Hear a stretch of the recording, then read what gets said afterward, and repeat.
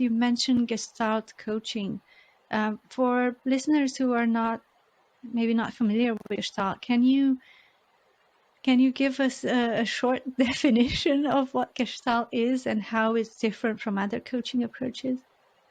So Gestalt coaching is based on Gestalt psychology, Gestalt philosophy, and the word Gestalt is a German word for which there's no direct translation. And, when in the student environment, we always laugh about how do we try and make sense of this? But the word Gestalt, I believe, means it's the whole. So if we look at coaching, what does that actually translate into? So we're trying to make sense of the whole for whatever that means.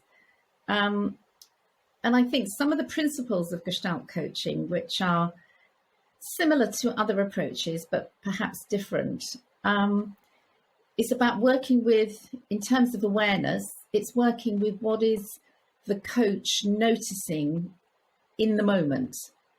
What are they observing? What are they feeling? What sort of cues are they picking up from their client? But also encouraging their client to notice what is happening for them. So we talk about, in terms of awareness, could be directed awareness or indirected awareness, which means, directed awareness is, well, we try to focus on something and bring something into awareness that the client wants to work on around their situation. Undirected awareness is, well, what are you thinking about right now? What is coming into your awareness? Is there an image or is there a feeling? And working with that. And I think that's very powerful because it gives the client permission, in a way, to work on things that perhaps they feel that they haven't got time to do. They want to put it to one side. But the whole thing about awareness, the key thing of Gestalt coaching is about raising awareness and then working with what that means for the client. And so the other connected thing is in the here and now. So working with, whatever that might mean to the client, how does it show up in the here and now? For me, that's sort of some of the key things that I try to bring to my coaching and to my clients. I know Gestalt is really powerful because it can feel so liberating for both the coach and the coachee to just focus on what is happening right now and not feel that pressure of getting a particular result, for example, or thinking about how to get to that result and putting a plan together and so on. But at the same time, I feel like because coaching is always portrayed as results focused, from a coach's point of view, especially if you're a new coach, it can be quite difficult to include Gestalt because you don't know. Let's take the GROW model, for example, that takes you through a step-by-step approach, and you know that at the end you will have talked about objectives and you will have talked about what the client is committing to doing by next time and so on.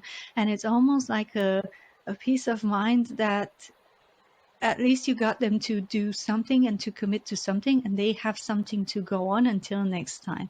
When you apply Gestalt, it's like, okay, we've had this powerful in the moment experience, but because it's results focused, what I'm doing here as a coach, how can I portray the value of this? So essentially, I think what I'm asking is, as a new coach, how can you let go of some of the models that you have learned during your qualification and apply this model that doesn't have a structure and it relies more on awareness and intuition and being in the moment?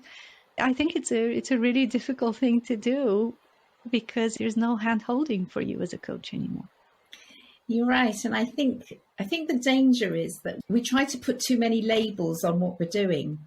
And I would suspect that even a new coach is using some Gestalt principles that perhaps they are unaware of and probably blending it with something like the GROW model, other models or other approaches that they feel comfortable with using because there's a structure to it.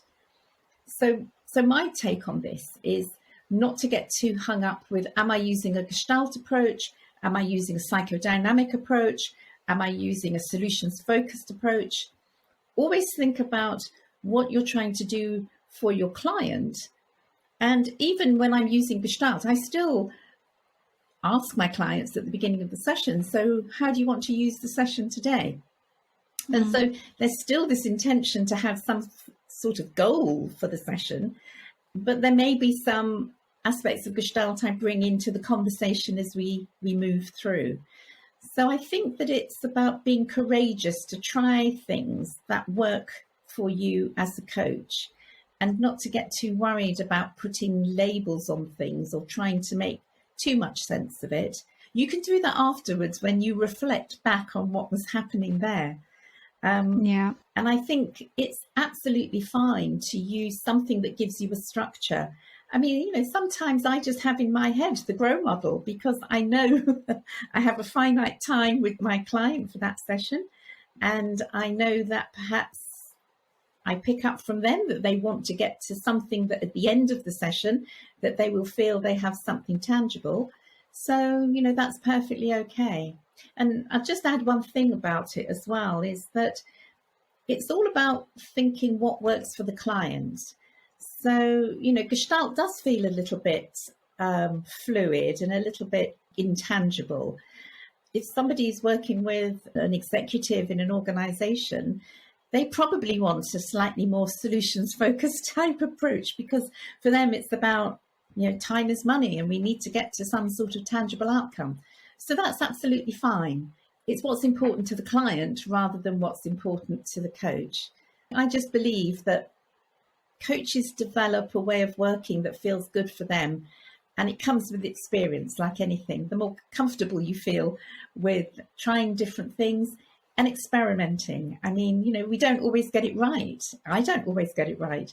But as long as I just keep my client at the heart of the process, then I believe we get to a point that is good for them. Absolutely. I remember the first time I had the courage to leave aside any models inside the coaching session and just go with what I thought the client needed in that moment. And we ended up doing a role modeling exercise.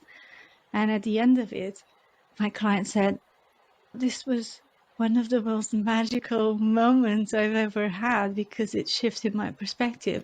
But you're right, it does come with experience. And I have to say, I wasn't very experienced at the time, but it comes with courage to say, you know what, I'm just going to let this go because it's not about me and what I want to get out of the session.